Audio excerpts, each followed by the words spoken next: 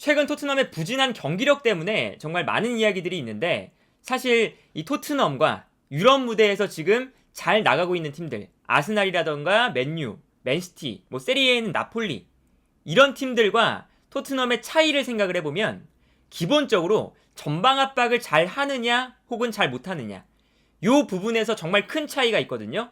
특히나 토트넘은 콘테 감독이 부임한 이후에 전방 압박을 정말 못하는 팀 중 하나입니다. 여기서 전방 압박이라는 개념을 생각을 해보면 전방 압박은 최전방에 있는 공격수와 최후방에 있는 수비 라인의 이 간격, 이 간격에 대한 유지가 잘 되면 될수록 전방 압박의 퀄리티가 훨씬 더 올라갑니다. 예를 들면 최전방에 있는 공격수들이 일단 수비 라인을 압박을 하잖아요. 근데 여기서 문제는 뭐냐? 당연히 상대팀들도 전방 압박을 당하면 미드필더 라인에서 볼을 받아주려고 하잖아요. 그러면 압박하는 팀은 당연하게도 공격수들만 압박하는 게 아니라 같이 올라가서 압박을 해줘야 자연스럽게 수비 라인 플러스 미드필더 라인까지 압박을 할 수 있습니다. 그런데 여기서 끝나는 것이 아니라 수비 라인과 미드필더 라인을 압박당하면 압박을 당하는 팀은 공격수들이 내려와서 볼을 받아주려고 하죠. 그렇기 때문에 전방 압박을 위해서는 수비 라인까지 함께 올라와야 돼요. 최전방에서 압박하고 있는 공격수들과 최후방에 있는 수비 라인이 간격이 굉장히 촘촘해야 됩니다. 그래야 상대팀에게 공간을 주지 않고 상대팀을 좁은 공간 안에 몰아넣고 압박을 할 수가 있죠. 그리고 이렇게 좁은 공간 안에 몰아넣는다는 뜻은 상대팀이 이 사이에서 볼을 잡았을 때 플레이할 수 있는 공간이 줄어든다는 것을 의미합니다. 그렇기 때문에 이 압박이라는 개념은 어쨌든 이 간격 유지가 핵심이거든요. 그렇기 때문에 최근에 압박을 잘하는 팀들의 모습을 살펴보면 이런 모습을 볼 수가 있죠. 이제 이게 토트넘과 아스날의 경기 장면인데 아스날이 압박하는 장면을 보면요. 최후방에서 요리스가 볼을 잡고 있을 때 한 명의 선수가 압박을 하러 올라갑니다. 그리고 여기서 끝나는 게 아니죠. 뒤에 있는 선수들도 자신의 앞쪽에 있는 선수를 한 명씩 압박하러 올라오기 시작해요. 그리고 여기서 요리스가 압박을 당하니까 측면으로 패스를 전개하는데 측면에서 볼을 잡을 때 계속해서 선수들이 올라오고 있는 모습을 볼 수 있습니다. 그리고 요리스를 압박하러 들어갔던 선수는 다시 되돌아와서 중앙에서 볼을 받으러 내려오는 선수를 압박하기 시작하죠. 그러다 보니까 순간적으로 토트넘은 주변에 볼을 건네줄 선수가 순간적으로 사라지는 거예요. 그러다 보니까 토트넘이 또다시 전방으로 패스를 보내주지 못하고 측면으로 패스를 돌리거든요. 근데 측면으로 패스를 돌렸을 때도 이 상황을 보면 아스날의 선수들이 뒤에서 계속 올라오고 있죠. 그러면서 결국에는 측면에서 토트넘의 선수가 볼을 받았는데도 주변에 모든 토트넘의 선수가 압박을 당하고 있는 걸 볼 수가 있습니다. 당연하게도 여기서 또다시 토트넘은 패스 루트를 찾지 못하죠. 어떤 곳으로 패스해도 모두 다 압박을 당하고 있으니까. 그러다 보니까 결국에는 측면에서 볼을 잡은 선수가 전방으로 그냥 단순하게 볼을 걷어내요. 근데 걷어냈을 때도 중요한 건 뭐냐면 아스날의 선수 위치를 보세요. 전방에서 압박하는 선수들도 있고 여기에 더해서 뒤에 있었던 수비 라인까지 같이 올라와 있다 보니까 토트넘이 순간적으로 이 공간에서 볼을 받을 수 있는 여유를 확보하지 못하죠. 그리고 이렇게 아스날이 올라와서 압박을 하다 보니까 이 장면에서도 공격수들에게 볼을 걷어냈을 때 또다시 아스날이 한 명씩 마크하고 있는 장면을 볼 수가 있어요. 그래서 결과적으로 이 아스날은 수비 라인과 공격 라인 요 사이의 간격이 매우 좁으니까 전방 압박에 성공을 할 수가 있는 거거든요. 그래서 결국에는 이렇게 걷어낸 볼을 자연스럽게 아스날의 선수들이 올라오면서 차지하는 것을 볼 수가 있습니다. 이 장면도 보세요. 이 장면은 지난주에 있었던 토트넘과 풀럼의 경기인데 풀럼이 전방 압박을 할 때 보면요.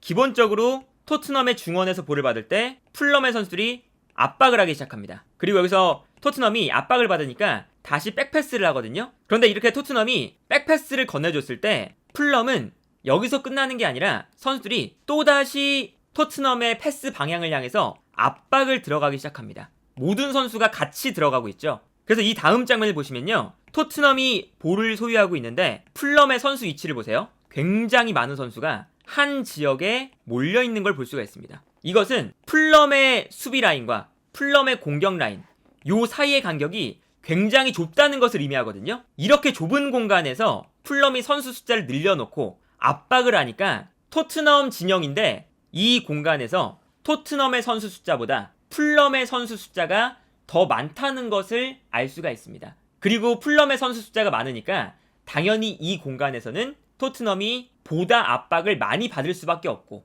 패스를 주고받을 수 있는 루트가 줄어들 수밖에 없죠. 그런데 반면에 최근에 토트넘의 압박이 문제인 이유는 뭐냐면 이 간격에 대한 유지가 굉장히 안 되는 팀이거든요. 최전방 공격수들이 압박을 하러 먼저 들어가요. 근데 여기서 최전방 공격수들이 압박할 때 미드필더 라인이 제대로 못 올라오거나 아니면 미드필더 라인까지는 올라왔는데 수비 라인이 못 올라올 때가 많습니다. 그러다 보니까 이게 어떤 문제가 발생하냐면 수비 라인과 공격 라인 사이의 간격이 멀어지면서 상대팀은 요 사이 공간을 너무나 쉽게 활용을 하는 거예요. 이 사이 공간을 활용할 수 있으니까 압박을 당할 때 볼을 비어있는 공간으로 보내서 너무나 쉽게 압박을 풀어나올 수가 있는 거죠. 그런데 여기서 토트넘에 몇 가지 문제가 있겠죠. 오른쪽 중앙 수비수인 로메로를 제외하면 이 중앙에 있는 다이어나 랑글레 혹은 벤 데이비스, 이 왼쪽 중앙 수비수와 이 3백의 중앙 자리, 요 두 자리가 스피드가 빠르지 않거든요. 그러다 보니까 압박을 위해서 라인을 올렸을 때 순간적으로 이 뒷공간에 대한 리스크가 너무나 커지면서 이 수비수들의 스피드가 치명적인 문제로 발생을 할 수가 있어요. 그러다 보니까 이런 장면이 나옵니다. 토트넘이 분명히 전방에서 압박을 하고 싶어 하거든요. 그래서 많은 선수들이 올라가서 앞쪽에서부터 상대 수비 라인을 분명히 압박을 하고 있어요. 근데 여기서 문제는 뭐냐? 압박을 하는 지역에서는 압박을 하는데 반대편 측면에 넓은 공간이 발생하고 있거든요. 그런데 토트넘이 이 공간에서는 압박을 하는데 측면에 있는 공간에서는 압박이 제대로 이루어지지 않습니다. 그래서 너무나 쉽게 반대편으로 패스를 보내줄 수가 있는 거예요. 그래서 이 다음 장면을 보면 너무나 쉽게 반대편으로 패스를 보내주고 이 넓은 공간에서 상대팀이 볼을 소유할 수 있는 여유가 충분히 형성되어 있는 걸 볼 수가 있거든요. 그러니까 이게 문제는 뭐냐면 앞쪽에 있는 선수들이 압박을 하러 올라갔으면 뒤쪽에 있는 선수들도 올라와서 이 공간을 확실하게 메워줬어야 되는 거죠. 근데 이게 안 되니까 토트넘은 정말 단순하게 전방 압박은 전방 압박대로 하고 체력은 또 체력대로 떨어진 상태에서 공간이 나니까 상대팀에게 탈압박할 수 있는 기회를 너무 쉽게 주는 거예요.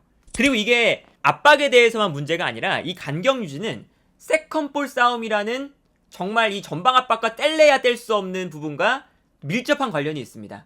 뭐 롱패스가 들어가거나 수비수와 공격수가 경합을 했을 때 볼이 떨어지잖아요.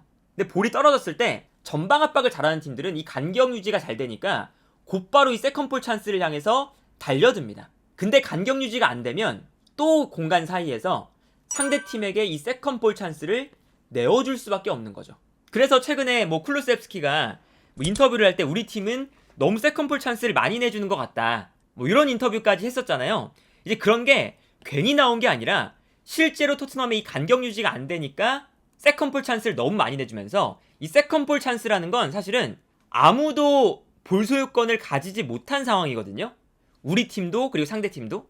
그러면 이 세컨볼을 가져오는 팀이 볼 소유권을 가져올 수 있고 공격권을 한 번이라도 더 소유할 수가 있습니다. 근데 여기서 토트넘이 밀리니까 경기 내내 상대팀에게 훨씬 더 많은 공격권을 내어줄 수밖에 없는 거죠. 이 장면이 가장 대표적인 장면인데 이 장면을 보시면 요리스가 전방으로 볼을 걷어내거든요. 근데 전방에서 볼을 걷어냈던 이유가 걷어냈을 때 앞쪽에 제공권이 좋은 케인이 있기 때문이죠. 그리고 여기서 케인이 상대 중앙 수비수와 싸우면서 볼을 떨어뜨려 줍니다. 근데 이 볼이 떨어졌을 때 토트넘의 움직임을 보면 상대팀 선수가 볼을 잡거든요. 그리고 여기서 토트넘이 압박을 하기 시작해요. 근데 이미 이 세컨볼 싸움에서 졌다는 것은 이 간격에 대한 유지, 공격 라인과 미드필더 라인, 요 간격이 정말 크게 벌어지면서 상대팀에게 세컨볼 찬스를 일단은 넘겨줬고 여기서 어설프게 이제 압박이 들어오기 시작합니다. 다른 각도에서 보면 이런 장면이거든요. 세컨볼이 떨어졌을 때 상대팀 선수가 볼을 잡는데 토트넘의 선수들이 간격 유지가 안 되어 있는 상태에 있다가 뒤늦게 또 압박을 하니까 여기서 이 뒷공간을 보시면 너무나 공간이 많이 남아있죠. 그러니까 상대팀은 볼을 소유한 다음에 여유롭게 압박도 늦게 들어오니까 앞쪽으로 패스를 보내줄 수가 있어요. 근데 이게 문제는 뭐냐면 압박이 어설프게 들어가니까 계속 공간이 납니다. 그래서 이 다음 장면 보시면 너무나 쉽게 넓은 공간에서 앞쪽으로 패스를 넣어주니까 토트넘의 수비 라인 사이에서 볼을 소유하고 있는 모습을 볼 수가 있죠. 요 장면만 봐도요. 기본적으로 이 토트넘의 수비 라인과 또 미드필더 라인, 공격 라인 사이의 간격이 너무 넓어요. 요 사이사이 간격이 넓으니까 상대팀이 편안하게 요 라인 사이사이로 패스를 뿌려줄 수가 있는 거죠.